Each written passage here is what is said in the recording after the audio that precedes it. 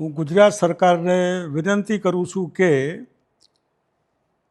સામી પાર્ટીના લોકોને હિસાબ કિતાબ કરવા માટે પોલીસ ખાતાનો અને ખોટા કાયદાઓનો દુરુપયોગ ન કરે.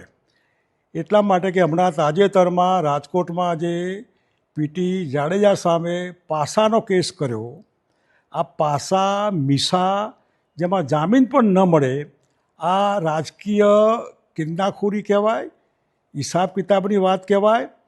પીટી જાડેજાના જે કંઈ શબ્દો હોય, આ ભાષા હોય, એના સામે તમારે જે કરવું એ કરો, પરંતુ અલ્ટિમેટલી પાસા જેવો કાયદાનો દુરુપયોગ કરીને તમે માણસને અમાનવીય રીતે જેલમાં ધકેલી દો, એ બરાબર નહીં. આ સમાજમાં લોકોને એવું લાગે કે પીટી જાડેજા જે તે વખતે બીજેપીના સામે જે રૂપાલા સાહેબ બોલ્યા અને આગેવાની લીધી, એનો બદલો ભારતીય જનતા પાર્ટી સરકારના માધ્યમથી વારી રહેશે. આ બરાબર નહીં. પાસાનો કાયદો દૂર કરો અને બાકીનું તમારે જે કરવું એ કરો.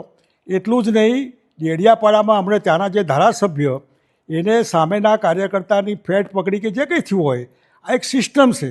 એ સિસ્ટમમાં તમે જો એની સામે 307 લગાવો, માણસને મારી નાખવાનો કાયદો, ગુનો, આ તમે જો એમાં દાખલ કરો, એ પણ બરાબર નહીં. બીજા ઘણા એવા કાયદા છે જેના આધારે તમે સામો માણસ બોલ્યો હોય એનું એક્ટ કરી શકો, પરંતુ 307 મારી નાખવા માટેનો પ્રયત્ન આવું ક્યારેય ન હોઈ શકે. જાહેર જીવનમાં આ તો ચાલ્યા કરવાનું. એ મહેરબાની કરીને આવા કાયદા, એ કાયદાની તમે ડિવેલ્યુએશન કરી રહ્યા. 307 શું કહેવાય એની ડિવેલ્યુએશન, પાસાનું ડિવેલ્યુએશન મહેરબાની કરીને કોર્ટના, હાઈકોર્ટના ચક્કરમાં ને એમાં કોઈ ટકશે નહીં. એટલા માટે આ કાયદાનો દુરુપયોગ બંધ કરો અને સારી રીતે રાજકીય કિન્નાખોરી ન થાય અને સ્પોર્ટ્સમેન સ્પિરિટથી એકબીજાનો હિસાબ કિતાબ થાય તો સારું. પણ મહેરબાની કરીને આ બંને કેસમાં 307 રદ કરો અને અમારા જાડેજા સાહેબનો પાસાનો કાયદો પણ રદ કરો તો સારું રહેશે. આટલું મારે સરકારને કહેવાનું છે.